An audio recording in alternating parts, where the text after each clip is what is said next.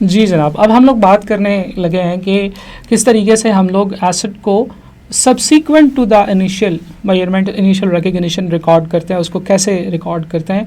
अब ये subsequent to the initial recognition क्या होता है, तो इसके लिए हमें ये बात करनी है कि IAS 16 क्या कहता है। तो एक IAS 16 एक बड़ी मज़े की बात करता है। वो ये कहता है कि जनाब, जब भी आपने एसेट को रिकॉर्ड कर लिया है, एसेट को आप रिकॉर्ड करते हैं किस अमाउंट के ऊपर, उसकी कॉस्ट के ऊपर।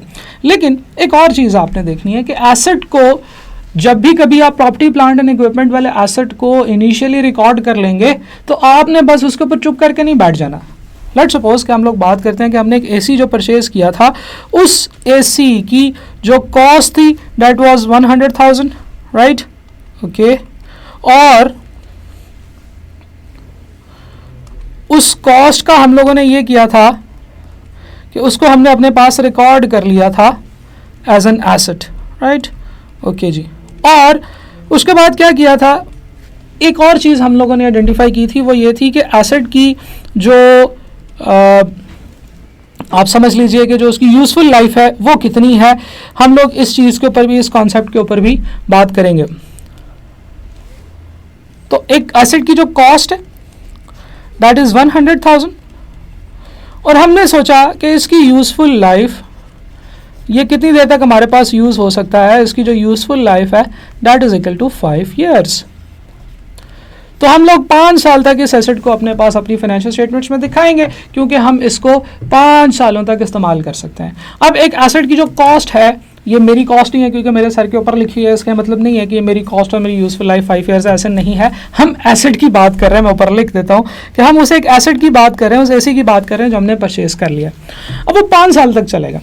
यूज़फुल लाइफ इज़ समथिंग जो कि हम लोगों ने सोचा है कि हम इसको इतनी देर तक इस्तेमाल करेंगे। ऐसे हो सकता है कि उसकी एक्चुअल टोटल यूज़फुल लाइफ और हो, जिसके ऊपर हम लोग अभी बात करेंगे कि उसकी यूज़फुल लाइफ, जो उसकी टोटल यूज़फुल लाइफ होती है उसको हम क्या कहते हैं। लेकिन हम लोग जब एक एसेट को परचेज करते हैं अकाउंटिंग के अंदर, तो हम लोग एक चीज़, कॉन्सेप्ट, एक बात अंडरस्टैंड करते हैं कि कब तक हम इस एसेट को इस्तेमाल करेंगे।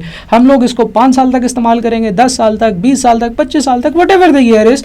लेकिन हम लोग इनिशियली उसको यूज़ करने के हवाले से डिस्कशन कर लेते हैं, प्लान बना लेते हैं।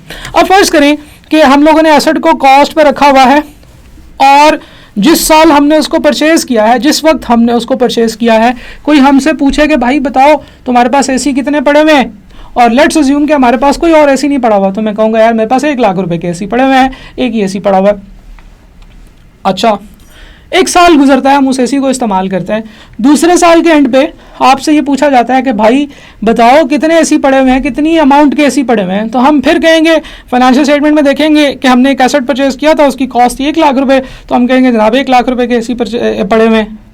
वो आपसे कहेगा यार ठीक है, AC तो आपके पास एक ही पड़ा हुआ है, लेट्स सपोज कि आपने कोई और सेल्स या परचेज नहीं की है, लेकिन द प्रॉब्लम इज़ कि भाई वो जो AC था वो आपने 1 साल इस्तेमाल भी तो कर लिया, अब वो 1 लाख रुपए का है ही नहीं। आप उसको मार्केट में बेचने जाएंगे तो वो तो आपको 1 लाख रुपए का नहीं मिलेगा, आपको उसके 1 लाख रुपए नहीं मिलेंगे। सो द थिंग इज़ कि जैसे जैसे आप एसेट को इस्तेमाल करते जाते हैं, एसेट की वैल्यू में कमी आती चली जाती है, जिसको हम कहते हैं wear and tear. Wear and tear, पहनना और आंसू नहीं, इसका ये मतलब नहीं है।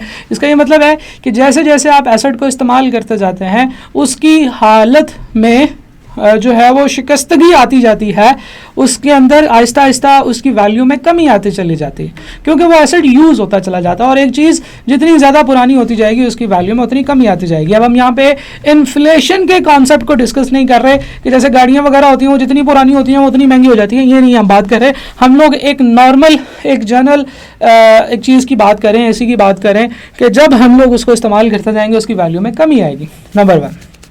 नंबर 2 इज़ कि यार फिर इसका ये मतलब है कि हमें हर साल के एंड पे ये देखना होगा कि हमारे एसेट की एक्चुअल वर्थ कितनी, और क्योंकि वो एसेट इस्तेमाल होता जा रहा है तो उसकी वैल्यू में कमी को हमें रिकॉर्ड करना पड़ेगा। अब देखें ना, बैठे बैठे हमारे एसेट की वैल्यू में कमी थोड़ी आ गई, हमने उसको इस्तेमाल किया। जब हमने उसको इस्तेमाल किया तो वो एक खर्चा भी तो है हमारा। जब हमारे एसेट के अंदर हम उसको इस्तेमाल करते चले जा रहे हैं और उसकी वैल्यू में कमी आती चली जा रही है, तो उसको हमें एक एक्सपेंस के तौर पे रिकॉर्ड करना होगा, क्योंकि वो भी हमारा एक एक्सपेंस है। हमारे एसेट के अंदर कमी आती चली जा रही है, खर्चा है। जैसे हम लोग कोई एक्सपेंस पे करते हैं तो कैश पे करते हैं, कैश हमारा एसेट है, उसमें जब कमी आती है हम कहते हैं ये एक्सपेंस हुआ है हमारा। और भी सिनेरियोज हो सकते हैं एसेट में कमी के हवाले से, लेकिन हम लोग इस सिनेरियो को फोकस कर रहे हैं कि जब एसेट की वैल्यू में कमी आती चली जा रही है ड्यू टू यूजेज, एसेट किसी हादसे की वजह से भी उसकी वैल्यू में कमी आ सकती है। एसी में आग लग गई जनाब, कोई उसको चीज़, ऊपर वाला जो आउटडोर यूनिट था उसके ऊपर कोई चीज़ गिरी, उसकी गैस लीक हो गई, ये वो सिनेरियोज हैं, ये वो सर्कमस्टांसेस हैं जो हम एक और स्टैंडर्ड में डील करेंगे, और वो स्टैंडर्ड आपके सिलेबस में शामिल है, इम्पेयरमेंट लॉसेस का, इम्पेयरमेंट टेस्टिंग का हम लोग करेंगे, हम देखेंगे। लेकिन अभी हम लोग उस तरह के सिनेरियोज में नहीं जा रहे, अभी हम सिर्फ ये देख रहे हैं कि भाई एसेट इस्तेमाल होने से उसकी वैल्यू में कमी आती है। अब जब कोई आपसे पूछे कि एक साल के बाद जब मैं आपसे पूछता हूं, बल्कि आप खुद मुझे बताते हैं फाइनेंशियल स्टेटमेंट्स के थ्रू कि जनाब ये हमारी फाइनेंशियल स्टेटमेंट्स के अंदर ये एसेट्स हैं, तो जब आप एसेट्स के अंदर ये बात मुझे बताते हैं कि मेरे पास एसी 1 लाख रुपए के पड़े हैं, तो मैं कहता हूं कि ये तो 1 लाख रुपए के नहीं है। तो IAS 16 ने आपको इनिशियल मेजरमेंट के साथ साथ सबसीक्वेंट मेजरमेंट के कुछ रूल्स भी बताए हैं। उन्होंने कहा कि जब भी कभी आप फाइनेंशियल स्टेटमेंट्स बनाया करेंगे, आप दोबारा देखा करेंगे कि आपके एसेट्स में कितनी वैल्यू में कमी आई है, उसके यूजेज की वजह से उसकी वैल्यू में जितनी कमी आई है वो आपको रिकॉर्ड करनी है, जिसको हम डेप्रिसिएशन कहते हैं। ठीक है जी, डेप्रिसिएशन की कैलकुलेशन के बहुत सारे मेथड्स हैं, but why we charge depreciation is the most important question. वो इसलिए कि आप एसेट को यूज करें, जब आप एसेट को यूज करें उसकी वैल्यू में कमी आ रही है और उस वैल्यू में कमी को हम अपने एक्सपेंस के तौर पर ट्रीट करेंगे। क्यों? क्योंकि वो भी तो एक something that we have expended, जो हमने यूज किया है, जो हमने खर्च किया है, तो फिर हम वो प्रॉफिट कमाने में कामयाब हुए जो हमारे पास। तो जनाब सबसीक्वेंट मेजरमेंट का जो कॉन्सेप्ट स्टैंडर्ड ने दिया है, हम उसके ऊपर बात करने लगे हैं। स्टैंडर्ड ने कहा है कि जनाब subsequently to the first purchase से पहले, जब भी आपको बाद में जब भी कभी आप सब्सिक्वेंटली किसी भी रिपोर्टिंग डेट के ऊपर आप एसेट को रिकॉर्ड किया करेंगे, तो आप उनको 2 मॉडल्स पर रिकॉर्ड किया करेंगे। इन दोनों में से कौन सा मॉडल चूज करना है आपकी मर्जी, लेकिन कुछ रूल्स मैं आपको बताऊंगा जो स्टैंडर्ड ने बता दिए, लेकिन मैं आपको ठहर के बताऊंगा कि जनाब वो रूल्स क्या हैं, इन दोनों मॉडल्स में से कौन सा मॉडल चूज करना है। अभी हम दोनों मॉडल्स को पढ़ेंगे, समझेंगे कि ये दोनों मॉडल्स क्या हैं, फिर उसके बाद हम लोग आगे चलेंगे कि इन मॉडल्स को हम लोग किस तरीके से चूज कर सकते हैं, उनमें क्या रूल्स हैं, कैसे इनको अप्लाई करना है। तो जनाब 2 मॉडल्स हैं, कॉस्ट मॉडल और revaluation model.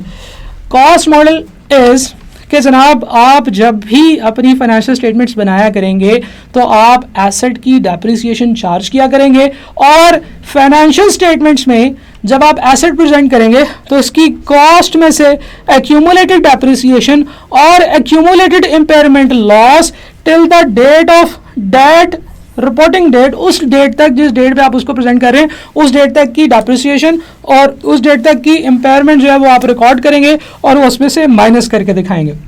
This is what we call cost model, which says cost minus accumulated depreciation minus accumulated impairment loss. तो आपके पास नेट बुक वैल्यू बनेगी, जिसे हम NBV कहते हैं, या आपके पास WDV रिटर्न डाउन वैल्यू बनेगी। इन दोनों की डेफिनेशन में थोड़ा सा फर्क है, लेकिन मेजॉरिटी ये बिल्कुल एक जैसी है। नेट बुक वैल्यू भी कह सकते हैं, रिटर्न ऑन वैल्यू भी कह सकते हैं, उसमें कोई प्रॉब्लम नहीं है, right. So the thing is कि जो मॉडल आपने इंट्रोडक्शन टू अकाउंटिंग में पढ़ा था कि कॉस्ट माइनस एक्यूमुलेटेड डेप्रिसिएशन और एक्यूमुलेटेड इम्पेयरमेंट लॉस, शायद आप पहली दफ़ा वर्ड सुन रहे हैं। जब हम इम्पेयरमेंट लॉस के कॉन्सेप्ट में जाएंगे तो उस वक्त मैं आपको बताऊंगा कि इम्पेयरमेंट लॉस क्या होता है। अभी आप इसको 0 कंसिडर करें, लेकिन कॉस्ट मॉडल में आप इम्पेयरमेंट लॉस माइनस करके रिमेनिंग जो अमाउंट बचती है आपकी, वो अपनी फाइनेंशियल स्टेटमेंट में प्रेजेंट करते हैं। This is very important. देखें, जब आपने पहली दफा एसेट परचेज किया, एसेट आप 1 लाख रुपए का रिकॉर्ड करेंगे, लेकिन जब आप उसके बाद सब्सिक्वेंट टू द परचेज जब भी कभी आप एसेट को प्रेजेंट करेंगे तो आप उसको 1 लाख रुपए का कभी भी नहीं बताएंगे। आप कहेंगे 1 लाख रुपए का लिया था, 2 साल यूज कर लिया और उस यूजेज की वजह से इसकी वैल्यू में इतनी कमी आई, और फिर उसके बाद ये इसकी नेटबुक वैल्यू बनती है जिसके ऊपर एक्चुअली ये एसेट हमारे पास रिकॉर्डेड मौजूद है। ठीक है जनाब, तो हम लोग फिर यहाँ पे कॉस्ट मॉडल को डिस्कस करते हुए इसको ख़त्म करते हैं। इंशाल्लाह अगली वीडियो में हम रीवैल्यूएशन मॉडल को देखते हैं कि वो क्या है और उसको किस तरीके से हम लेके चलेंगे। Thank you very much.